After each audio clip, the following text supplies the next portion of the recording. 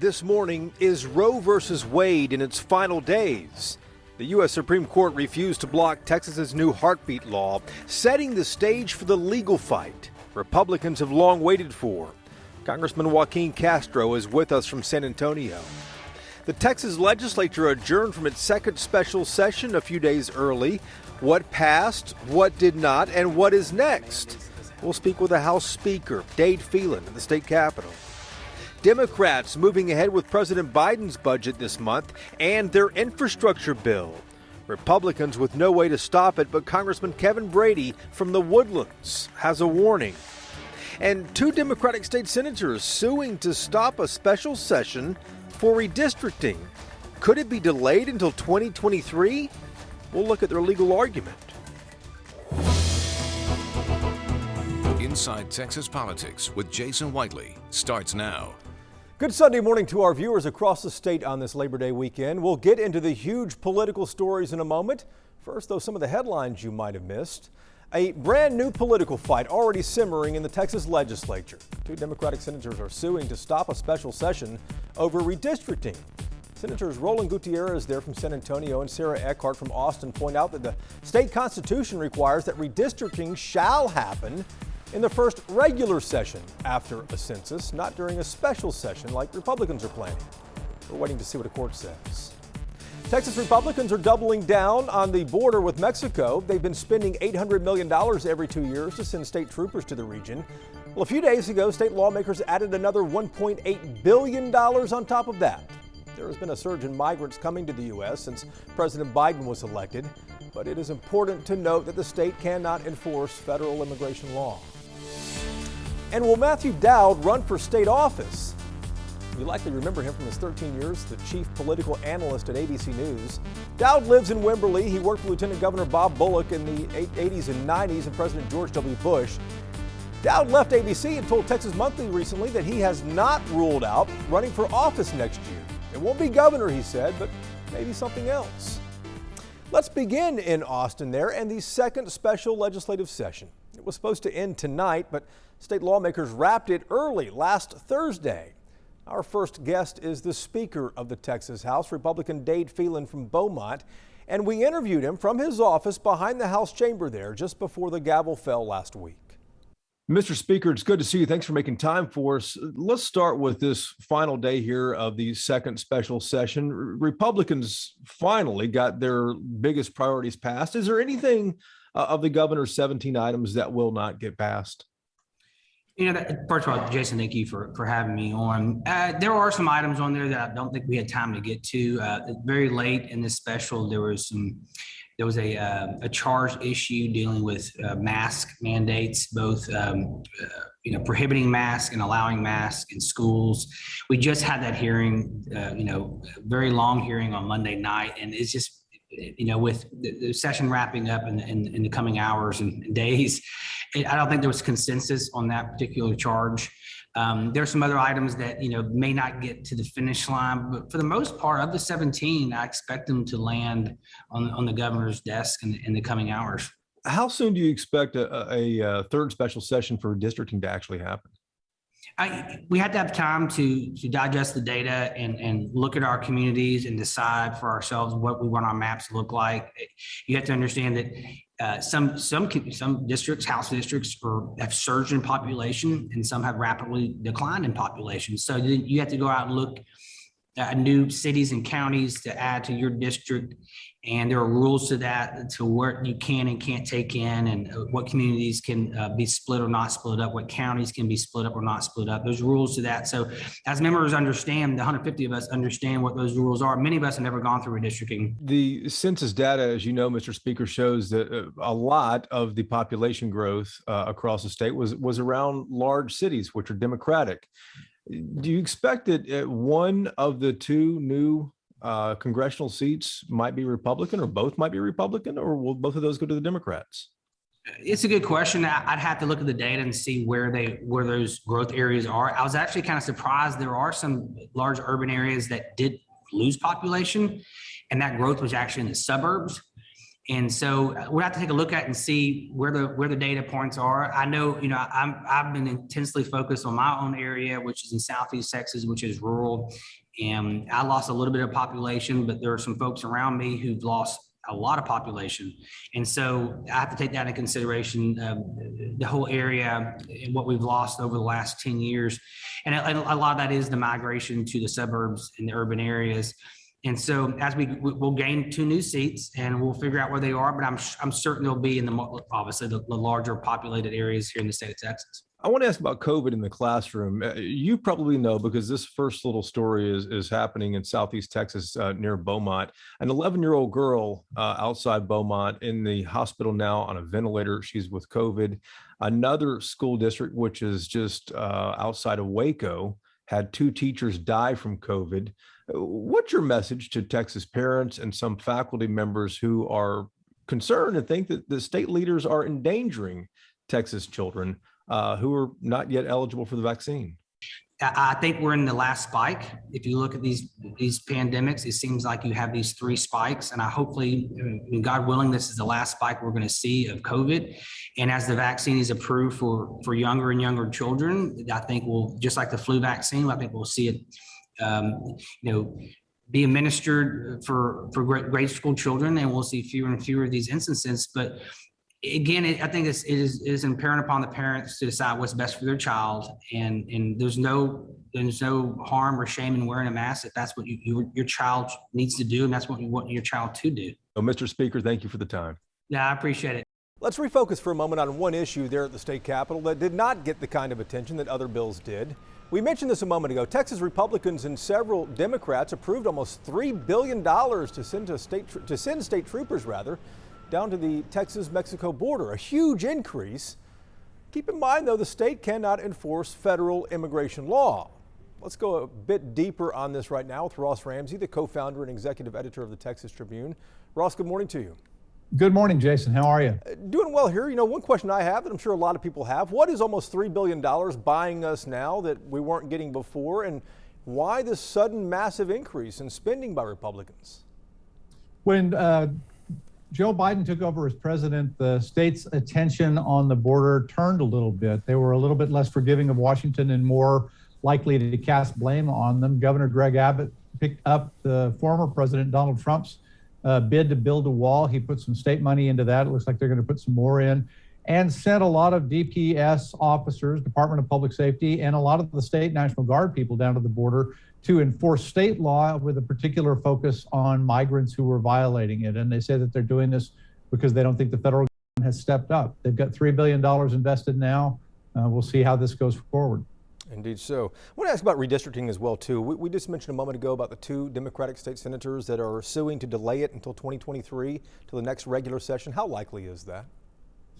There's one problem with it. The federal, case law and law says you have to have one person, one vote. The districts have to be the same size. After 10 years of since the 2010 census, some of those districts are bigger than they should be. Some are smaller.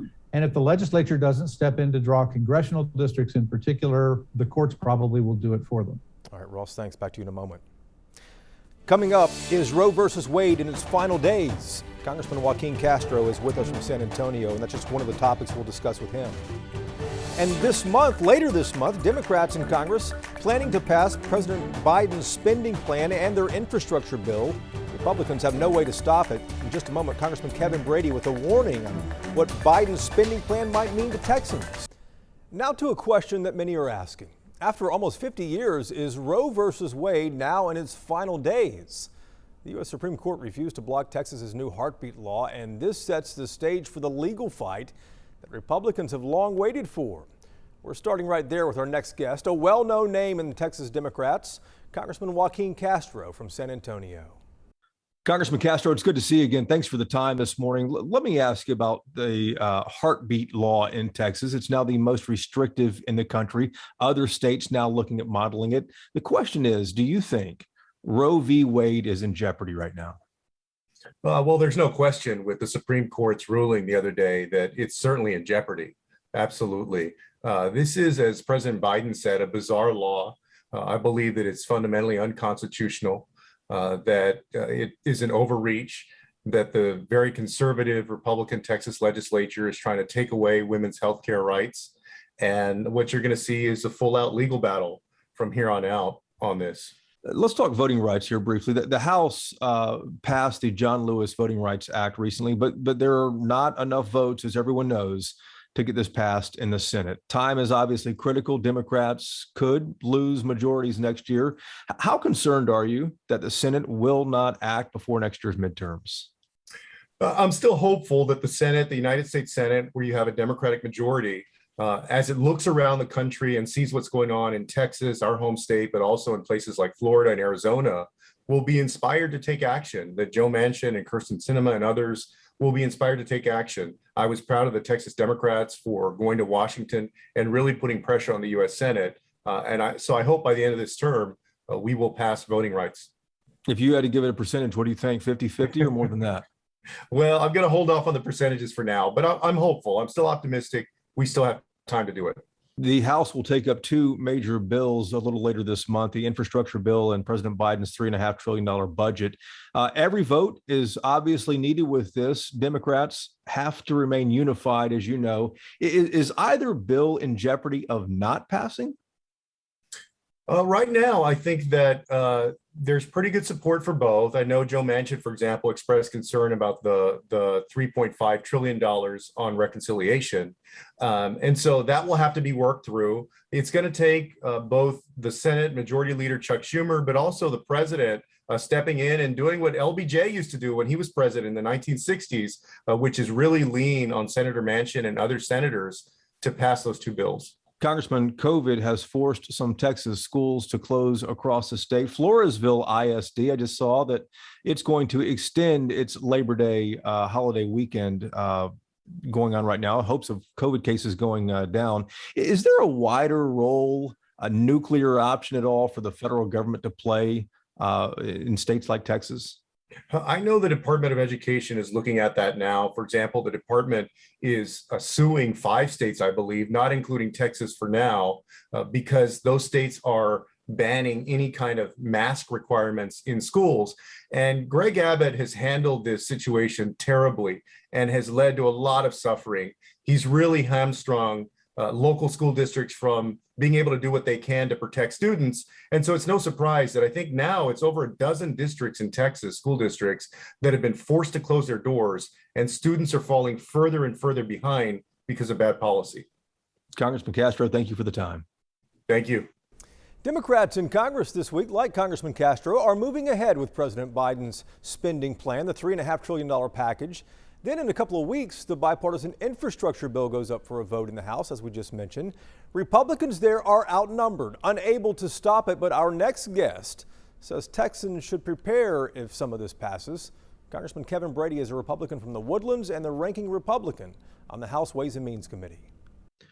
Congressman Brady, it's good to see you again. Thanks for joining us this morning. Let's talk about the White House being insistent that the president's budget will increase taxes on major corporations and the wealthy, but not on small businesses and on individuals earning less than $400,000. You and others strongly disagree with this. Yeah, it turns out none of that is true. In fact, the business tax rates will land on the corporate side on over 1 million small businesses, many of them here in Texas. Plus, they want to slash the small business deduction that Republicans put in place 2 years ago. And so it will certainly land on our small businesses. But two different groups, the Nonpartisan Joint Committee on Taxation and the left-leaning Tax Policy Center, have both analyzed the Biden tax plan and say that 2/3 of middle-class families will begin seeing a tax increase next year, and that will rise to over 90% over time. And so there's no question that the president is breaking his pledge on both small businesses and on middle-class families.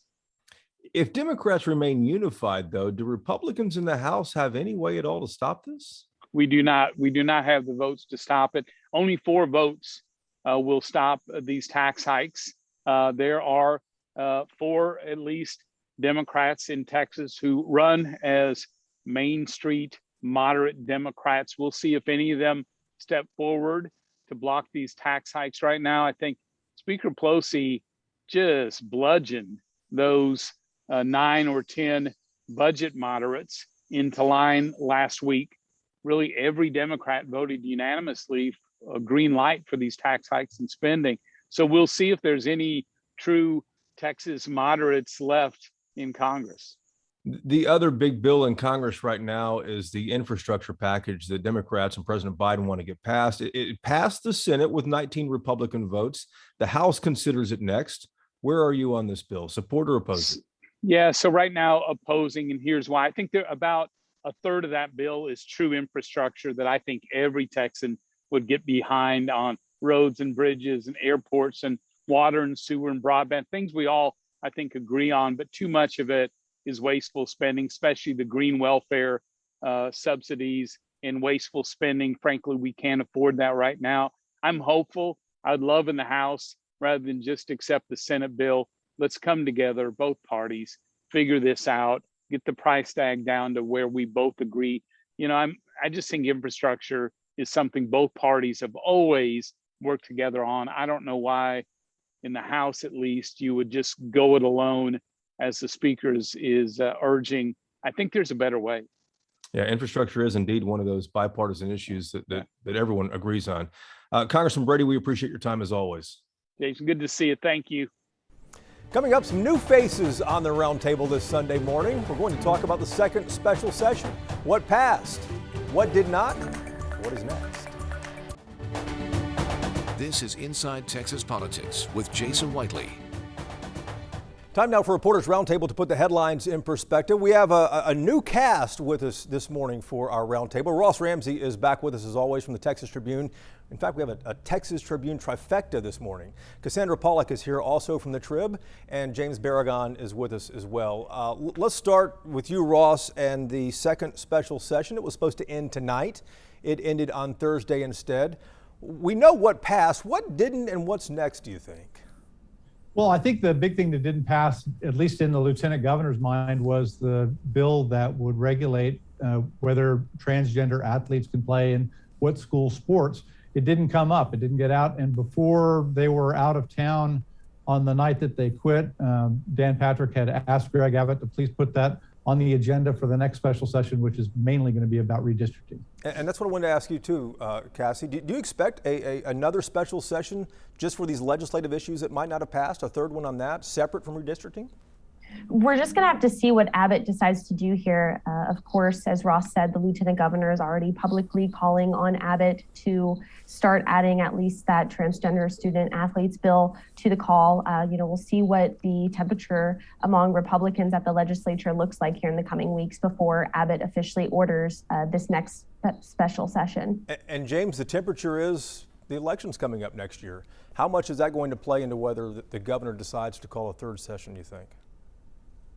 Well, I think that the governor has had enough victories during this special session. You know, he passed his priority elections bill. He passed the bail reform bills. There was a lot of stuff that got passed. So I think he's got a little wiggle room right now before he has to call the next special session. And when he does call it, he can put some of these bills back on it.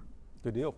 Ross, let's shift off to the other big headline as well, too. The heartbeat law that is making national news here in Texas after the Supreme Court refused to block it. This sets up the legal fight that Republicans have waited decades to have, doesn't it? It does set it up. There's a Mississippi bill that's headed for the U.S. Supreme Court. The court didn't rule on the content of this law. They just said that they're not going to delay its introduction. So for now, abortion is virtually illegal in Texas, and the issue still remains to be litigated. Whether this is the case or the Mississippi case is the one that goes to the U.S. Supreme Court, a lot of people are wondering whether abortion law is going to have a seismic shift here. And that's a good point, Cassie, as well, too. The Supreme Court did not rule on the content of this. Are you hearing whether people think that this Texas law can survive when the justices actually, break it apart? We'll have to see. U.S. House Speaker Nancy Pelosi was in Austin this past week, and of course, she was criticizing the new law. She also promised congressional action on this, though. She said that there could be legislation that gets introduced on the U.S. House floor here in the coming weeks that would seek to codify Roe v. Wade. And James, is there actually lay out for our viewers what makes this law so different? Because Republicans have been trying to chip away at Roe v. Wade for years. What is it about this specific law The enforcement of it, I believe, is the issue, right? Right. The enforcement of it is the issue. It's not the state that's actually enforcing the law. It's private individual citizens who get to report and make these reports. So that's what's different here, and actually could make it very complicated to mount any legal challenges to it. It's a little bit tricky, and I think that's what all the Supreme Court commentators are actually noting as well. It's not just that it's a 6-week abortion ban, but the way it's enforced makes it difficult to legally challenge it. Cassie, I want to ask you about, with this huge Republican win, with courts on the Republican side as well, especially the Supreme Court, what do you think is next for Republicans? Will they really try to take a Hail Mary shot at redistricting or anything else? You know, Republicans are going to control the redistricting process, which again will play out this fall. You know, they'll get to redraw the state's congressional maps, you know, state Senate, state House, state Board of Education. That's going to be a Republican-controlled process. You know, looking historically at this, Republicans, whichever party's in control here, draws the districts to their favor. So heading into an election cycle, we might see a potential delay to the primary elections, depending on when those maps get redrawn, are all factors heading into a midterm election with a Democrat in the White House. Indeed so. We'll be waiting to see about that. Thank you guys very much for your time. We appreciate it. Thank you for watching as well. We're back again next Sunday. Hope to see you then.